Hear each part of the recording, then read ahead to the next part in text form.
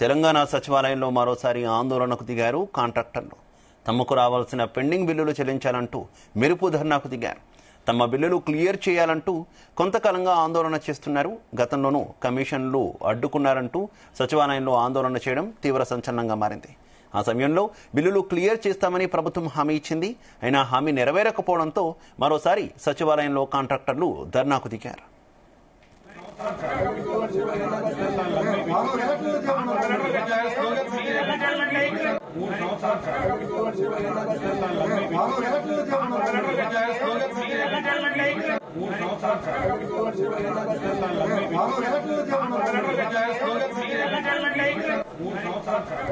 రైట్కి ఇదే విషయానికి సంబంధించి మరింత సమాచారం మా బ్యూరో చీఫ్ నరేందర్ అందిస్తారు.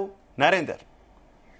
రైట్ శివ, చిన్న మధ్యతరగతి కాంట్రాక్టర్స్ కు రావాల్సినటువంటి పెండింగ్ బకాయిలు అయితే ఉన్నాయో వాటి కోసము చెప్పులు అరిగేలాగా తిరుగుతున్నామని కూడా వాళ్ళు ఆవేదన వ్యక్తపరుస్తున్నారు. ఇప్పటికే చాలా సార్లు కూడా సెక్రటరియట్ దగ్గరికి వచ్చారు, అధికారుల చుట్టూ తిరుగుతున్నారు, ఫైనాన్స్ డిపార్ట్మెంట్ లో కలవడం జరిగింది. కానీ ఎంతసేపటికి కూడా తర్వాత ఇస్తాము అన్నటువంటి మాటలతోటి మేము విసిగిపోయాము, అందుకని ఇక్కడ నిరసన చేయాల్సిన పరిస్థితి వచ్చిందని కూడా వాళ్ళు చెప్తున్నారు. దీంట్లో ఎవరు కూడా పెద్ద కాంట్రాక్టర్లు ఎవరు కూడా లేరు.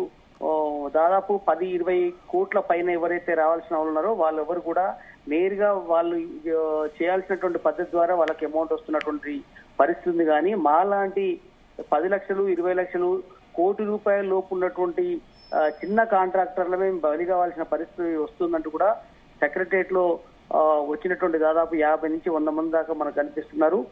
వాళ్ళందరూ కూడా ఫైనాన్స్ డిపార్ట్మెంట్ దగ్గర ఎదురు చూస్తున్నారు. బట్టి విక్రమార్క ఛాంబర్ దగ్గర కొంతమంది వెయిట్ చేస్తున్నారు. గతంలో కూడా మనం చూసాం, 6 months బ్యాక్ వాళ్ళు కూడా అప్పుడు కూడా పెద్ద ఎత్తున నిరసన కార్యక్రమం చేయడానికి వచ్చారు. అక్కడ ఉన్నటువంటి పోలీస్ సిబ్బందిని కానీ అక్కడ ఉన్న సెక్యూరిటీ సిబ్బందిని కళ్ళు కప్పి ఒకేసారి చాలా మంది ఆ రోజు రాసిన నేపథ్యంలో అక్కడ పెద్ద ఎత్తున హై అలర్ట్ నెలకొన్నటువంటి పరిస్థితి ఉంది. ఆ రోజు ఏకంగా ఆర్థిక శాఖ మంత్రి కాదు, ఆర్థిక శాఖలో ఉన్నటువంటి చాలా మంది కూడా ఈ అవినీతికి భాగమైపోయారని కూడా ఆరోపణ చేసినటువంటి పరిస్థితి కూడా ఆ రోజు చేసినటువంటి పరిస్థితి. ఇక్కడ 10 నుంచి 12%, 15% దాకా ఇస్తే గానీ బిల్లులు శాంక్షన్ అవ్వట్లేదు కమిషన్ అని కూడా ఆ రోజు ఆరోపణ చేసినటువంటి పరిస్థితి కూడా మనం చూసాం.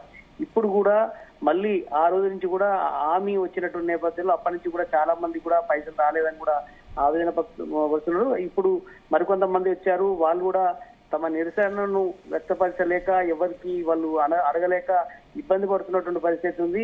సందీప్ కుమార్ సుల్తానియా దీనికి సంబంధించినటువంటి సెక్రటరీ ఉన్నారు, ఫైనాన్స్ సంబంధించి. ఆయన అడిగేందుకు వచ్చారు. అక్కడ ఆయన చేతులు ఎత్తేయడంతో నా చేతులే లేవు, డబ్బులు ప్రజెంట్ ఆర్థిక శాఖ దగ్గర లేకపోవడం వల్ల నేనేమి ఇవ్వలేనని చెప్పిన నేపథ్యంలో వాళ్ళందరూ కూడా అక్కడ నిరసన చేసే పరిస్థితి వచ్చింది.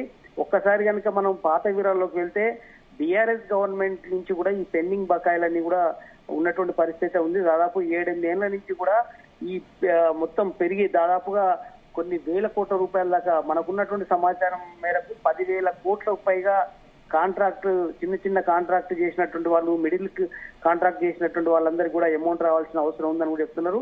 ఇట్లా దాదాపు 1000 మంది కాంట్రాక్టర్లు అత్యధికంగా మనబడి మన గ్రామ ఇట్లా ఈ రకంగా కొన్ని కాన్సెప్ట్లు ఉండేటి.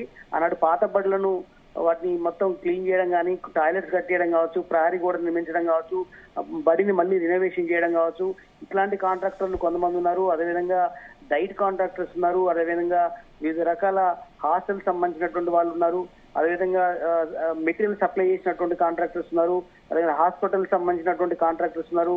ఇట్లా డిఫరెంట్ కాంట్రాక్టర్స్ చిన్న మధ్యతరగతి వాళ్ళందరికీ కూడా అత్యధిక మంది 80-90% మంది అందరూ కూడా కోటి రూపాయల లోపు ఉన్నటువంటి కాంట్రాక్టర్లే ఉన్నారని కూడా మనకు అక్కడ సమాచారం ఉంది. వాళ్ళు కొంతమంది చెప్తున్నారు, ఆవేదన వ్యక్తపరుస్తున్నటువంటి పరిస్థితి. మాకు పైసలు ఇవ్వకపోతే మేము ఆత్మహత్య శరణ్యం అన్నటువంటి పరిస్థితి కూడా వాళ్ళు చెప్పుకుంటున్నటువంటి పరిస్థితి ఉంది.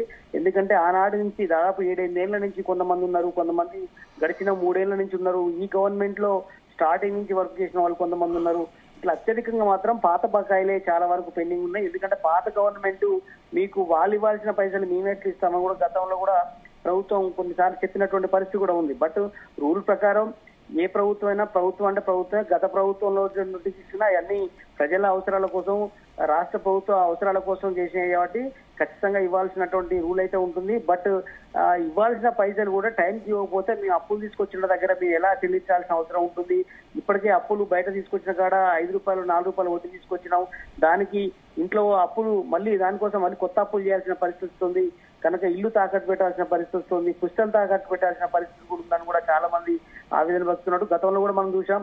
అయితే నరేందర్, మీరు చెప్పినట్టే గతంలో కూడా అంటే అసలు కాంగ్రెస్ ప్రభుత్వం అధికారంలోకి వచ్చినప్పటి నుంచి కూడా కాంట్రాక్టర్లకు సరిగా చెల్లించట్లేదని వారు ఆరోపణలు గుప్పిస్తున్నటువంటి పరిస్థితి ఏంటి? ప్రభుత్వ వెర్షన్ ఏ రకంగా ఉంది? ఎందుకు కాంట్రాక్టర్లకు బిల్లులు చెల్లించలేకపోతుంది? ఒకటి ప్రధానంగా ఆర్థిక శాఖలో పైసలు లేకపోవడమే ప్రధానమైనటువంటి కారణం. దానికి తోడు పైసలు ఒకవేళ జీతాలకు కావచ్చు, జీతభత్యాలకు కానీ, పెన్షన్లకు కావచ్చు, రోజువారీ ఖర్చులకు కావచ్చు, లేదంటే డెవలప్మెంట్ యాక్టివిటీకి అత్యవసరమైన డెవలప్మెంట్ పనులకు మాత్రమే రాష్ట్ర ప్రభుత్వానికి వచ్చేటువంటి ఖజానాకి ఏదైతే రెవెన్యూ వస్తుందో ఆ రెవెన్యూ అటు ఖర్చు చేస్తున్నారు. ఈ పిఐలు ఏదైతే ఇట్లాంటి కాంట్రాక్టర్స్ కావచ్చు, లేదంటే వివిధ రకాల పనుల కోసం చేయాల్సిన మాత్రం అత్యవసరం కాని ఏదైతే ఉన్నాయో అవన్నీ కూడా పెండింగ్ పెడుతూ వస్తున్నారు. పెండింగ్ పెట్టినవన్నీ కూడా చాంతాడంతగా దాదాపు ఇప్పుడు 1000 కోట్లకు పెండింగ్ అయినటువంటి పరిస్థితి ఉంది. ఒకవేళ అవి నెమ్మదిగా చిన్న కాంట్రాక్టులకు ఇస్తామని కూడా గతంలో రేవంత్ రెడ్డి కూడా స్టార్టింగ్ లో చెప్పడం జరిగింది. ఎందుకంటే చాలా మంది సర్పంచులు కూడా మాకు రావాల్సినటువంటి బకాయిలు ఇవ్వండి అని చెప్పి మొరబెట్టుకున్నారు, చాలా సార్లు నిరసన కూడా చేశారు, ముట్టడి కూడా చేశారు. బట్ అలాంటి పరిస్థితుల్లో కొంతమందికి ఇవ్వడం జరిగింది, కొంతమందికి ఇంకా ఆపడం జరిగింది. బట్ ఏదైనప్పుడు కూడా ఇప్పుడు వాళ్ళు కొత్త కాన్సెప్ట్ ఏం చెప్తున్నారంటే, గతంలో కూడా ఆరోపణ చేసి వెళ్లారు బట్టి విక్రమార్క చాంబర్ ముందు, మేము 10-12% పాటు డబ్బులు ఇచ్చి మా బిల్లులు తెచ్చుకోవాల్సిన దౌర్భాగ్యమైనటువంటి పరిస్థితి ఏర్పడిందని కూడా వాళ్ళు ఆరోపణ చేశారు. నిజంగానే అలాంటి పరిస్థితి ఉందని కూడా ఇది పెద్ద ఎత్తున ఒక చర్చకు దారితీసింది. లాస్ట్ మనం 6 నెలల క్రితం కూడా మనం డ్రైవ్ చేసినప్పుడు దాని తర్వాత కూడా బట్టి విక్రమార్క దీని మీద ఏకంగా రివ్యూ జరిపాడు. కానీ ప్రతిపక్షాలు మాత్రం పెద్ద ఎత్తున ఆ ఇష్యూని బేస్ చేసుకొని 10-12% ఇవ్వాల్సిన పరిస్థితి వస్తుంది అని కూడా పెద్ద ఎత్తున గవర్నమెంట్ 10% గవర్నమెంట్ అనే పరిస్థితి కూడా ముద్ర వేసినటువంటి పరిస్థితి ఉంది. టీఆర్ఎస్ కానీ, బీజేపీ కానీ, అదేవిధంగా వివిధ సంఘాల వాళ్ళు కూడా ఈ కాంగ్రెస్ ప్రభుత్వం మీద ఆరోపణ చేసినటువంటి పరిస్థితి కూడా ఉంది. ఇదంతా కూడా ఆనాడు బట్టి విక్రమార్క ఫేస్ చేయాల్సిన పరిస్థితి వస్తుంది. ఇప్పుడు మళ్ళీ అదే ఆర్థిక శాఖనే ఆయనే చూస్తున్నాడు కాబట్టి ఇప్పుడు కూడా మళ్ళీ 10ల సంఖ్యలో ఆయన ఛాంబర్ ముందు నిలబడడం అనేది ఇప్పుడు ప్రభుత్వానికి పెద్ద తలగంపుగా మారింది. చాలా మంది 1000 మంది 50 లక్షలు 20 లక్షల పనులు చేసిన వాళ్ళకు కూడా పైసలు ఇవ్వకపోవడం వల్ల చాలా ఇబ్బంది పడాల్సిన పరిస్థితి వస్తుందని కూడా చెప్తున్నారు. మేము పైసలు ఇచ్చేదాకా కూడా సెక్రటరియట్ నుంచి కదలం అనేటువంటి విషయం మీద వాళ్ళు చెప్తున్నారు.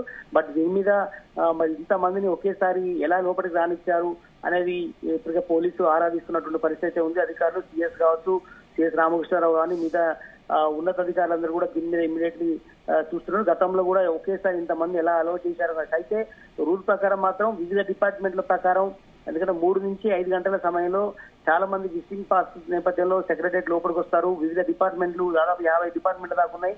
50 డిపార్ట్మెంట్లకు ఒక్కొక్కరు ఒక్కొక్క పని మీద వస్తుంటారు కాబట్టి ఆ పనుల మీద అని చెప్పి అందరూ కూడా ఈ ఇష్యూ మీద బేస్ చేయడం కోసమే వచ్చారని కూడా పోలీసులు ఇంటెలిజెన్స్ సమాచారం అయితే వచ్చింది. బట్ ఏదైనప్పుడు కూడా వచ్చిన కాజ్ అనేది చాలా ఇంపార్టెంట్ అనేది కూడా వాళ్ళు భావించారు.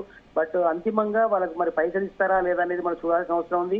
మరి త్వరలోనే వీటికి పరిష్కారం కనుక్కునే ప్రయత్నం అయితే చేస్తాము అనేది ప్రిన్సిపల్ సెక్రటరీకి సంబంధించినటువంటి ఫైనాన్స్ డిపార్ట్మెంట్ చెప్పడం జరుగుతుంది. బట్ అంతిమంగా మాత్రం మేము పైసలు ఇవ్వండి మాత్రం మాకు చాలా ఇబ్బందులు ఉన్నాయి, ఆత్మహత్య శరణం అనేటువంటి పరిస్థితిలో చిన్న కాంట్రాక్టర్లు చెప్తున్నారు. బట్ ప్రజెంట్ అయితే ఇంకా సెక్రటరియట్ లోపటే ఉన్నారు.